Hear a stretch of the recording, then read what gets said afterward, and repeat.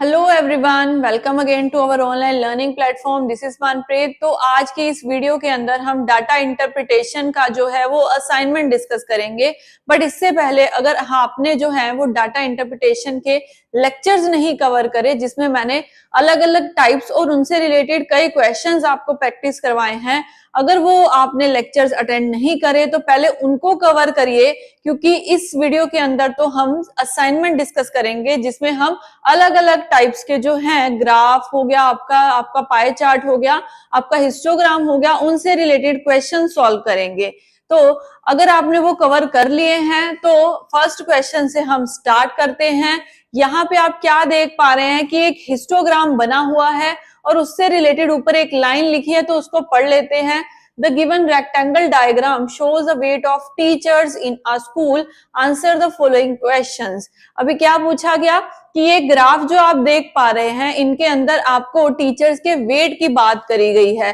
तो अभी ग्राफ समझें तो वहां आप देख पाओगे कि जो वाई एक्सिस है वहां पे आपको नंबर ऑफ टीचर्स की बात करी गई है, तो जो एक्स एक्सिस है वहां उनके वेट की बात करी गई है। यानी कि कैसे समझे इसको, तो अगर मैं बोलूं कि 40 टू 45 के रेंज में जिनका वेट आता है, तो नंबर ऑफ टीचर्स हैं वो 2 है वहां पे। तो ऐसे ही 45 टू 50 के रेंज में जो टीचर्स आती हैं जिनका वेट 45 टू 50 केजी के बीच में है, तो वो नंबर ऑफ काउंटिंग 4 है। तो ऐसे ही 50 टू 60 के बीच में नंबर ऑफ टीचर्स 3 है। तो समझ पा रहे हैं आप ग्राफ के बारे में। अभी हम क्वेश्चंस देख लेते हैं जो इनसे रिलेटेड हमें पूछे गए हैं।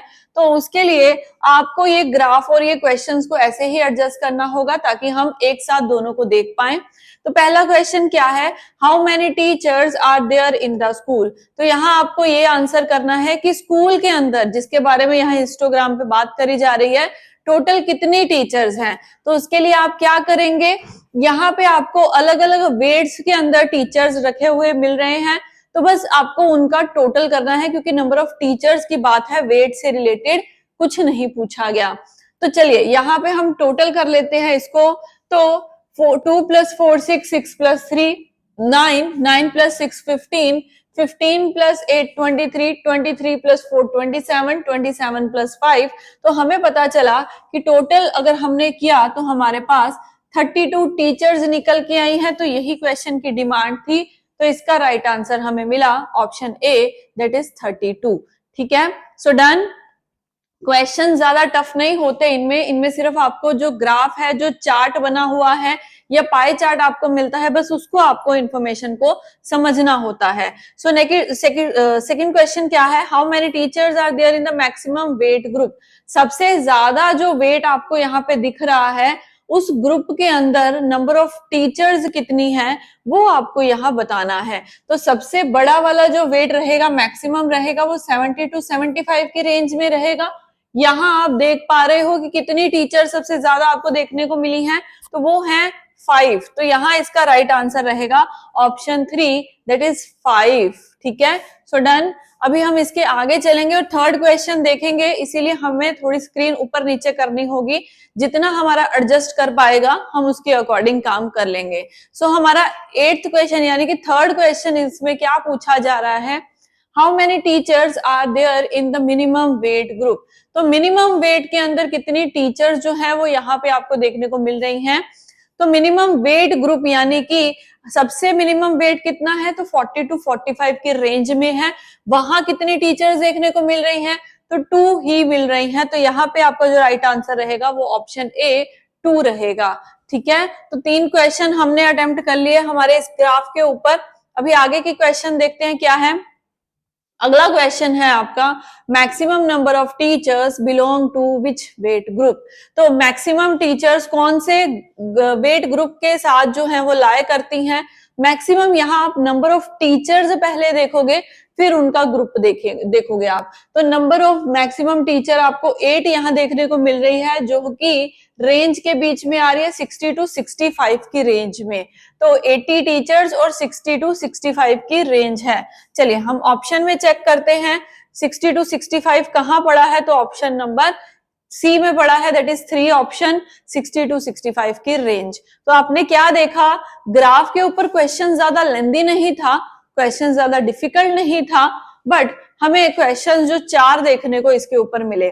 आपका लेवल जो रहेगा वो इजी टू डिफिकल्ट लेवल तक जाएगा आपका क्वेश्चंस। तो 1 बाय 1 हम डिस्कस करते जा रहे हैं। इसके पहले अगर आप बोलो कि आपने 1 to 5 क्वेश्चन हमें नहीं करवाए, तो 1 to 5 क्वेश्चन बहुत ही इजी हैं, ये आप खुद भी प्रैक्टिस कर सकते हो। इसके आंसर्स आपको नीचे मिलेंगे, इसलिए मैंने इसको नहीं लिया। यहाँ पे आपको हाइट गिवन है और हाइट के साथ साथ नंबर ऑफ स्टूडेंट्स भी गिवन है, ठीक है। तो यहाँ अपर लिमिट पूछी है, तो अपर और लोअर लिमिट में आपको सिर्फ बता देती हूँ।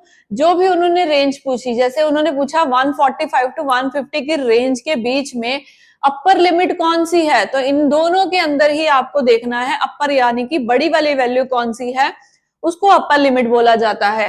कोई भी आपको अगर लिमिट सेट कर दी जाए, उसके ऊपर अगर आपको पूछा जाए अपर और लोअर, तो उनमें 2 होती है। जैसे मैं ये वाली ले रही हूँ, इनमें जो आप 160 देख पा रहे हो वो लोअर लिमिट होगा और जो दूसरे वाला नंबर है वो हायर लिमिट में जाएगा।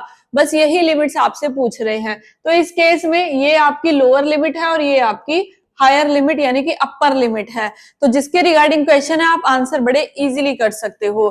थर्ड क्वेश्चन देखें तो इसमें आपको ना ये क्वेश्चन में थोड़ी सी मिस्टेक है। स्क्वायर फुटेज का मतलब वो यहाँ पे ये पूछना चाहता है कि जो आप ये रेंज देख पा रहे हो ना 140 to 145 से लेके 165 to 170 के बीच में, ये जो रेंज है इनके बीच में आपको कॉमन कितना गैप देखने को मिल रहा है। सो हम चेक करें तो यहाँ पे भी 5 है, यहाँ भी 5 है, यहाँ भी 5 है। यहाँ से आप समझ पा रहे हो कि इन सब के बीच में जो डिफरेंस आ रहा है, कॉमन डिफरेंस, वो 5 है। इसीलिए ऑप्शन ए इसका आंसर है। आगे पूछा what is the find the symbol of the square interval of 160 to 170। यहाँ लैंग्वेज जो है उन्होंने ऐसे यूज करी है 160 से 170 के बीच में जो आप नंबर देख पा रहे हो वो रेंज आपको निकालनी है, उन दोनों की एवरेज आपको निकालनी है। वो कैसे निकालेंगे, तो 160 प्लस 170 करेंगे। यहाँ पे देखो 160 to 170 तो नहीं है, बट 165 to 170 है, तो थोड़ी सी करेक्शन यहाँ पे कर लो। 165 से 175 की रेंज में जब आप दोनों को प्लस कर दोगे, क्योंकि फिर उसके बाद में उसकी एवरेज निकालनी है, तो डिवाइड बाय 2 करेंगे। इसका 5th क्वेश्चन आप स्किप कर सकते हो। इस क्वेश्चन में मैंने आपको ये बता दिया कि क्या क्या पॉइंट्स उसने पूछे हैं। हम आगे चलते हैं, अगले क्वेश्चन को डिस्कस करेंगे। अभी 6 to 9 हमने कर लिए। नेक्स्ट हमारे पास जो क्वेश्चंस आए हैं वो है 10 से लेके 12 तक, जिसके बारे में जो इंफॉर्मेशन है वो यहाँ से स्टार्ट हो रही है। अगर आपको इस फॉर्म में लिखा जाए क्वेश्चन तो आप कैसे आंसर करेंगे, बट उससे पहले इंफॉर्मेशन समझनी होगी। तो marks obtained by a group of students in science exam are as follows. तो यहाँ जो साइंस का एग्जाम हुआ है 100 मार्क्स का हुआ है, उनमें स्टूडेंट्स के कितने कितने नंबर आए वो आपको यहाँ पे गिवन है।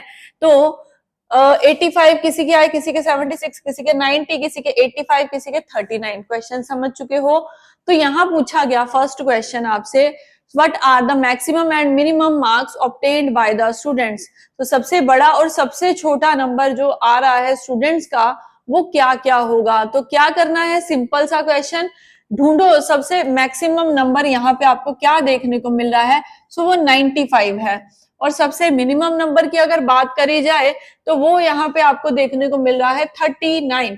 तो सिर्फ और सिर्फ यहाँ पे ऑब्जर्वेशन स्किल चाहिए आपके आंसर करने के लिए, तो वो है ऑप्शन 4 मैक्सिमम और मिनिमम के रिगार्डिंग। तो area of marks obtained is, अब यहाँ पे एरिया नहीं है, यहाँ करेक्ट करिए, यहाँ वर्ड एवरेज आएगा।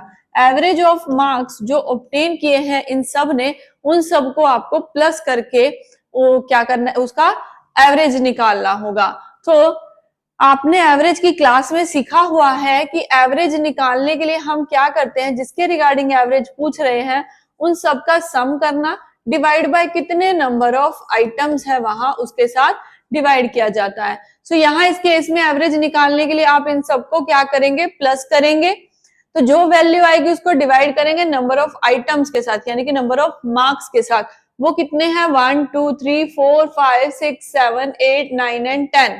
तो नंबर ऑफ आइटम्स आपके पास जो है यहाँ इस केस के अंदर वो 10 आ रही हैं। तो इस क्वेश्चन में आप अपना आंसर कर सकते हो टोटल डिवाइड बाय 2 करके, ठीक है, डिवाइड बाय 10 करके, क्योंकि नंबर ऑफ आइटम्स 10 थी, गलती से 2 निकल गया। सो नेक्स्ट क्वेश्चन में क्या पूछा, the mean of the scores obtained by the group. तो यहाँ भी आपसे क्या पूछा गया है कि कितने उन्होंने एवरेज जो है वो निकाली है। सेम ही क्वेश्चन ऊपर वाला है, उसकी लैंग्वेज बदली है। एवरेज और मीन दोनों ही यहाँ पे पूछे गए हैं। तो यहाँ आपको स्कोर की एवरेज बतानी है, कितने नंबर, यानी कि sum divide by number of items करेंगे आप यहाँ पे भी। तो इसी के साथ हम चलते हैं हमारे नेक्स्ट क्वेश्चन पे और समझेंगे अगले क्वेश्चन को। Study the following. यहाँ ना एक बार आप टोटल कर ही लो, क्योंकि दोनों में ऑप्शंस अलग अलग हैं, तो हम चेक भी कर लेंगे इसी के साथ साथ। चलिए, हाँ जी, तो यहाँ आपको ऐड करना है ना सबको, तो हम दो दो करके ऐड कर लेते हैं पहले इन दोनों को। तो यहाँ हमारे पास आ जाएगा 161। इन दोनों को ऐड करा तो यहाँ हमारे पास 175 यानी कि 175। यहाँ दोनों को ऐड करा तो 87। यहाँ दोनों को ऐड करा तो 151। यहाँ इन दोनों को ऐड करा तो हमारे पास 156। अभी इन सबको अगर हम ऐड करें तो हमारे पास जो है एक नंबर कैलकुलेट करके आएगा। आपको इन सबको ऐड करना होगा, तो हम कर लेते हैं। सो पहला नंबर है 161, दूसरा है 175, तीसरा है 87, फोर्थ नंबर है 151 एंड जो लास्ट नंबर है हमारा है वो है 156। तो यहाँ हमें 730 जो है इन सबका सम देखने को मिल रहा है। सो 730 को हम अगर डिवाइड करें नंबर ऑफ आइटम्स यानी कि 10 के साथ, तो हमारा जो मीन निकल के आ रहा है वो 73 निकल के आ रहा है। तो 73 यहाँ राइट आंसर है। इस क्वेश्चन में आपका आंसर कुछ और है तो वो हम नहीं अटेम्प्ट करेंगे, ठीक है। अभी हम चलते हैं नेक्स्ट क्वेश्चन पे। हाँ जी, तो यहाँ इस क्वेश्चन में पहले पढ़ लेते हैं। 13 to 17 आपकी नंबर्स हैं, जिसके अंदर study the following frequency distribution table and answer the questions given below. Given the frequency distribution of daily wages of 550 workers के बारे में आपको बात करी जा रही है। हम सीधा यहाँ आते हैं, सबसे पहले इसको समझते हैं कि क्या कहना चाहते हैं ये। हाँ जी, तो यहाँ आपके पास ना डेली इनकम बताई जा रही है और नंबर ऑफ वर्कर्स बताए जा रहे हैं, यानी कि क्या, जिस बंदे के 100 to 125 की इनकम डेली बेसिस पे 100 रुपए से 125 रुपए जिसकी इनकम बनती है, वो नंबर ऑफ वर्कर्स है 45। जिनकी 125 से 150 की रेंज में बनती है वो है 25 वर्कर्स। ऐसे ही कुल मिला के आपके पास 550 वर्कर्स हैं। तो समझ चुके हो ये ग्राफ। अभी हम टेबल समझ चुके हैं, तो हम क्वेश्चंस की तरफ आते हैं। तो यस, ये आप देख पा रहे होगे 3 क्वेश्चन मुझे यहाँ विजिबल हैं। पहला क्वेश्चन क्या है, what is the size of the interval. ये जो स्क्वायर इंटरवल आपको देखने को मिल रहा है, स्क्वायर का मतलब वो स्क्वायर मत लेना जहां हम एक नंबर को सेम से मल्टीप्लाई करते हैं, इसकी ही बात कर रहे हैं सिर्फ वो। तो इंटरवल के अंदर आप देख पा रहे हो उन्होंने पूछा कितना साइज रखा गया। इट मीन्स वो जानना चाहते हैं कि किसी भी की अपर लिमिट और लोअर लिमिट में कितना गैप है। तो यहाँ हमने चेक करा, यहाँ तो गैप 25 का मिल रहा है, आगे भी देखेंगे तो 25, आगे भी देखेंगे तो 25 ही मिल रहा है, यानी कि साइज हो जाता है वो उसकी रेंज हो जाती है। सो कितनी रेंज हमें यहाँ देखने को मिल पा रही है, 25, जो पड़ा है ऑप्शन डी के अंदर। सो इसी के साथ second question, which category has the highest frequency. तो यहाँ आपको ये बताना है सबसे ज्यादा फ्रीक्वेंसी अब आपको यहाँ मिल पा रही है ना, तो कौन सी रेंज है जिसमें सबसे ज्यादा आपको फ्रीक्वेंसी देखने को मिल रही है, मतलब मैक्सिमम नंबर ऑफ पर्संस जिनको डेली वेज मिल रहा है वो आपको किस कैटेगरी के अंदर देखने को मिल रहे हैं, ये आपको आंसर करना है। तो आप देखेंगे फ्रीक्वेंसी के अंदर सबसे बड़ी वैल्यू कौन सी है, वो है 140 की। तो ये 140 जो है वो किस रेंज के अंदर सेट किए जा रहे हैं, तो 200 to 225 के बीच में सेट किए जा रहे हैं। इसीलिए इसका राइट आंसर ऑप्शन नंबर 2 रहेगा, दैट इज 200 to 225। ठीक है, अभी हमसे थर्ड क्वेश्चन जो इसके अंदर पूछा गया, which class has the least frequency. तो अभी आपको ये आंसर करना है कि कौन सी क्लास में आपको सबसे कम फ्रीक्वेंसी देखने को मिल रही है, यानी कि किस कैटेगरी के अंदर सबसे लीस्ट नंबर ऑफ वर्कर्स देखने को मिलते हैं, तो वो है 20। अभी आपको 20 के सामने वाली रेंज पता करनी है, तो वो कितनी हुई, तो वो हुई 300 to 325 की रेंज। तो ऑप्शन बी यहाँ पे आपका आंसर रहेगा। आप देख पा रहे हैं कि क्वेश्चन इजी चल रहे हैं, बट उनमें भी छोटा छोटा सा पॉइंट पता होना चाहिए आपको। इसी के साथ हम चलेंगे हमारे नेक्स्ट क्वेश्चन पे। इसका एक क्वेश्चन रह गया 16th one, what is the upper limit of, तो सिंपल सा एक क्वेश्चन है, अपर लिमिट बतानी है आपको इंटरवल 250 और 275 के बीच में। तो इसकी अपर लिमिट क्या है, वो है 275, इसकी लोअर लिमिट क्या है 250। तो यहाँ हमें अपर लिमिट पूछी है तो 275 ऑप्शन डी आपका करेक्ट आंसर हो जाएगा। ओके, सो इसके आगे एक और क्वेश्चन है, कहते हैं इनमें से कौन सी इंटरवल है जहां पे आपको सेम फ्रीक्वेंसी देखने को मिल रही है। वही सेम क्वेश्चन से 17th क्वेश्चन है, तो आप देखिए फ्रीक्वेंसी की तरफ, कौन सी ऐसी दो फ्रीक्वेंसी है जहां पे आपको सेम डाटा देखने को मिलेगा। तो 55 और 55 यहाँ पे कॉमन मुझे दिख रहे हैं, तो ये 55 की रेंज है 225 से 250, 225 से 250 की रेंज एक ये है, एक है 150 से 175 वाली। तो बस हमें यही वहां पे चेक करना है, 150 से 175 और 225 से 250 ये कौन सी ऑप्शन में है।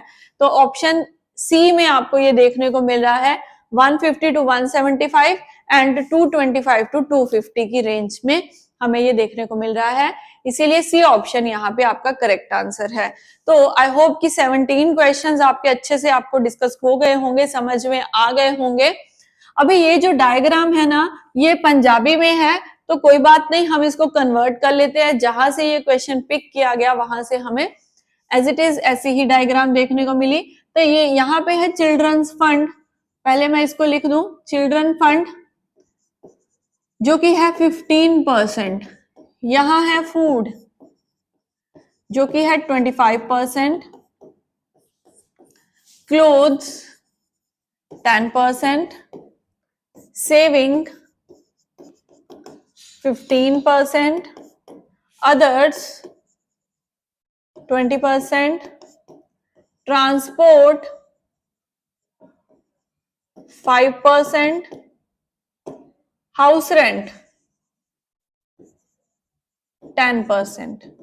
तो यहाँ पे आप देख पा रहे हो, मैंने इंग्लिश में लिख दिया है यहाँ आपको। तो क्या है, आपके पास एक पाई चार्ट का क्वेश्चन है, पाई चार्ट के अंदर आपको जो सारे उसके एक्सपेंसेस हैं, ये जो उसकी सेविंग है या अदर आइटम्स भी हैं, उनके ऊपर वो कितनी कितनी परसेंट में जो है खर्चा करता है, जो एक्सपेंस करता है, वो आपको यहाँ पे गिवन है। सो उसके रिलेटेड आपसे क्या क्या क्वेश्चंस पूछे जा रहे हैं, तो सबसे पहले हम देखें, ओके, सो पहले इन दोनों क्वेश्चंस को ही हम अटेम्प्ट कर लेते हैं।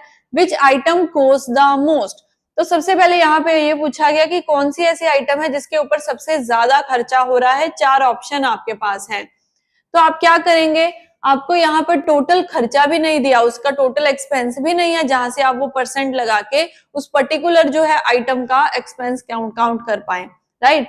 तो इस क्वेश्चन को अटेम्प्ट करने के लिए हमें क्या करना होगा, कुछ नहीं, कुछ एक्स्ट्रा नहीं करना, आपको परसेंटेजेस दिख रही हैं, उसकी हेल्प से ही क्वेश्चन खत्म हो जाएगा। कैसे, आप देखो क्लोथ्स पहली ऑप्शन लिखी है, तो क्लोथ्स के ऊपर कितना परसेंट वो लगा रहा है, वो 10% लगा रहा है। सेम फूड के ऊपर उसने कितना एक्सपेंस किया, तो फूड के ऊपर 25% किया। हाउस रेंट के ऊपर उसने कितना किया, तो हाउस रेंट के ऊपर भी 10% है, एंड अदर आइटम्स के ऊपर 20% है। अब सारी परसेंटेजेस आपने देख ली, सबसे ज्यादा किसके ऊपर लग रही है, तो 25% सबसे हाईएस्ट वैल्यू है यहाँ पे, जो कि फूड की कैटेगरी के ऊपर लग रही है। सो यहाँ हमारा correct answer option B food रहेगा। सो डन, फर्स्ट क्वेश्चन हमने कर लिया। सेकेंड क्वेश्चन इसका जो पाई चार्ट का है वो क्या है, expenditure on which item is equal to total saving of the family. कहते कौन सी आइटम है जिसके ऊपर जो खर्चा कर रहे हैं वो सेविंग के बराबर है, जितना सेविंग के ऊपर परसेंटेज है उतना ही उस एक्सपेंस के ऊपर परसेंटेज है। तो सेविंग के ऊपर सबसे पहले चेक करो कितनी परसेंट है, 15%। तो और कौन सी आइटम में आपको 15% देखने को मिल रहा है, तो चिल्ड्रन की एजुकेशन के ऊपर आपको देखने को मिल रहा है 15% एज इट इज। तो यहाँ पे हमारा ऑप्शन बी सही आंसर होगा। बट आप कहेंगे कि सेविंग जो है उसके अलावा किसी के ऊपर नहीं दिख रही, तो आप साफ साफ देख सकते हो कहीं नहीं दिख रही, सिर्फ चिल्ड्रन एजुकेशन फंड के ऊपर ही सेविंग की परसेंटेज एज इट इज लगी हुई है। सो ये यहाँ पे हमारा करेक्ट आंसर होगा। सो हो गया। इसके बाद हम चलते हैं हमारे अगले क्वेश्चन पे, जो आपने नोट कर लिया होगा क्योंकि हमें आगे जाने के लिए इरेज करना पड़ा। कहते अगर मंथली सेविंग किसी फैमिली की 3000 रुपीज है, तो how much is a monthly expenditure on clothes. तो यानी कि यहाँ पे आपको सेविंग और क्लोथ्स के बारे में पूछा गया है। हम फटाफट से उसकी परसेंटेज साथ लिख लेते हैं। सेविंग पे 15%, क्लोथ्स पे 10% खर्चा हो रहा है। सो इस क्वेश्चन को हम कैसे अटेम्प्ट करेंगे? सबसे पहले मैं इन दोनों की परसेंटेज यहाँ लिख दूं, तो सेविंग के ऊपर 15% एंड क्लोथ्स के ऊपर आपका 10% जो है वो स्पेंड हो रहा है, राइट। तो अभी यहाँ पे देखो, आपको अगर किसी की वैल्यू इन रुपीज दी गई है तो आपने परसेंटेज की क्लासेस बड़े अच्छे से अब लगा ली हैं, तो ये तो क्वेश्चन आपका बड़े आराम से बन जाएगा। बट फिर भी नहीं तो कैसे? तो देखो, उसकी सेविंग इन रुपीज गिवन है, तो मैंने आपको एक बेसिक स्ट्रक्चर बताया था, एक इक्वल्स टू लगाओ, इन रुपीज जो गिवन है उसी की ही परसेंटेज उसके सामने लगेगी। तो सेविंग गिवन है तो सेविंग की परसेंटेज सामने लगा दी, और परसेंटेज हमेशा टोटल यानी कि इनकम पे लगती है। तो यहां से हम जो है टोटल उसकी इनकम निकाल ले, उसके पास पैसे कितने हैं। तो ये जब हमने कैलकुलेट करा तो 15 के टेबल पे सीधा सीधा चला गया और हमें पता चल गया उसकी जो सैलरी, उसकी जो इनकम है वो 20,000 है। नाउ इनकम तो पता चल गई, अभी आपको क्लोज के ऊपर इनकम में से कितना परसेंट खर्चा करना है, तो आपको 10% करना है। सो हमने 10% को कैलकुलेट करा, हमें पता चल गया कि उसका 2,000 रुपीज जो है वो क्लोज के ऊपर एक्सपेंस रहेगा। सो यहां से ऑप्शन सी जो है 2,000 रुपीज वो आपका करेक्ट आंसर रहेगा। सो डन, ये समझ में आया आपको? तो चलिए अभी चलते हैं हम हमारे नेक्स्ट क्वेश्चन पे। हाँ जी, तो यहाँ भी एक और पाई चार्ट है जिसके अंदर सिर्फ और सिर्फ 3 सेक्टर्स, 3 जो हैं वो डिफरेंशिएट किए गए हैं। क्या क्या है वो? ए, बी और सी। ए के ऊपर 40%, बी के ऊपर 40%, सी के ऊपर 30% जो है वो एक्सपेंसेस करे गए हैं। तो इसके क्वेश्चंस को डिस्कस करें। सबसे पहला ये है, what is the difference between 2 minute, what is the difference between B and C and central angles of the sector. Just a second. हाँ जी, यहाँ पे ना आपको बी और सी के बीच में वो आई थिंक पूछना चाहता है कि दोनों के बीच में कितना जो है वो डिग्री के अंदर सेंट्रल एंगल ऑफ सेक्टर का डिफरेंस उन दोनों के बीच में आ रहा है। तो यहाँ पे सबसे बड़ी बात तो ये है, सबसे पहले इन रुपीज या इन वैल्यू में कुछ भी नहीं है, परसेंटेज आपको गिवन है और जो आपको आंसर पूछा गया वो डिग्रीज में पूछा गया है।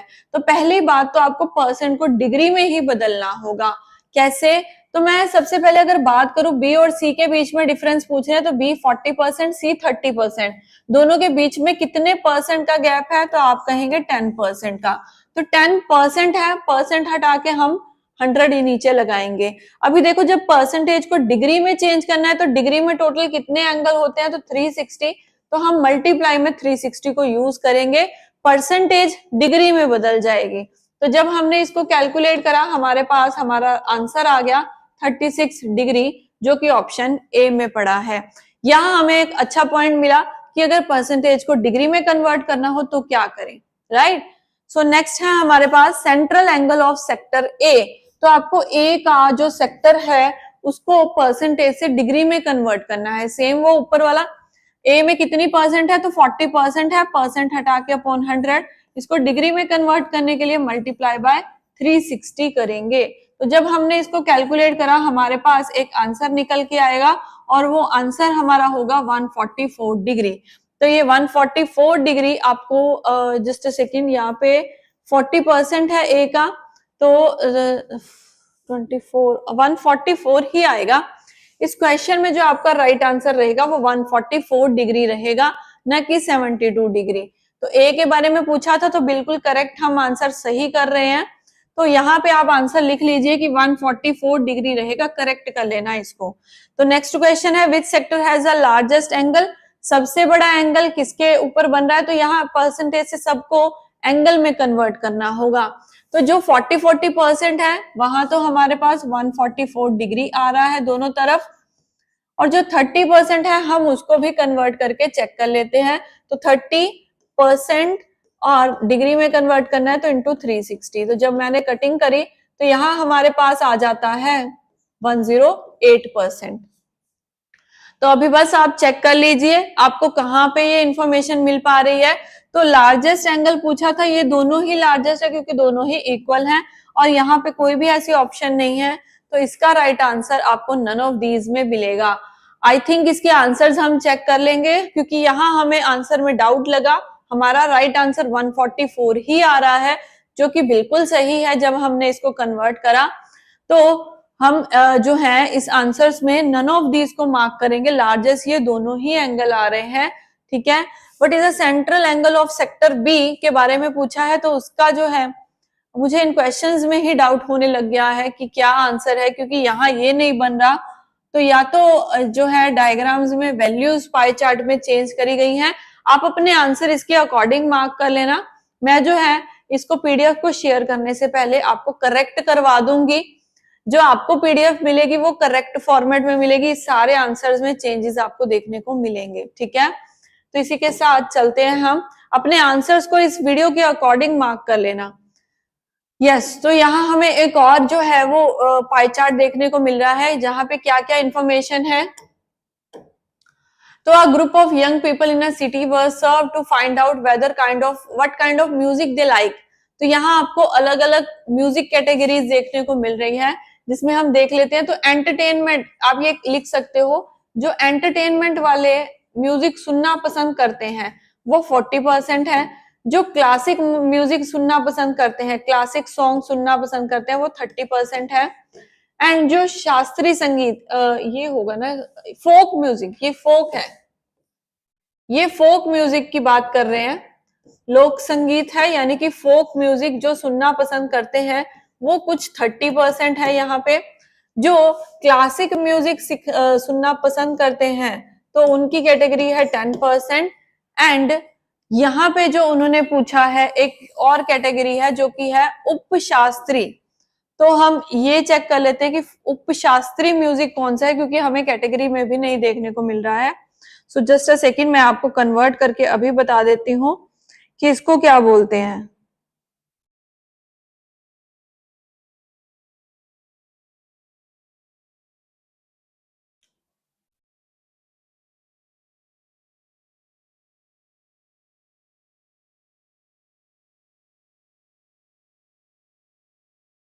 दोनों को ही क्लासिकल म्यूजिक बोला जाता है। शास्त्रीय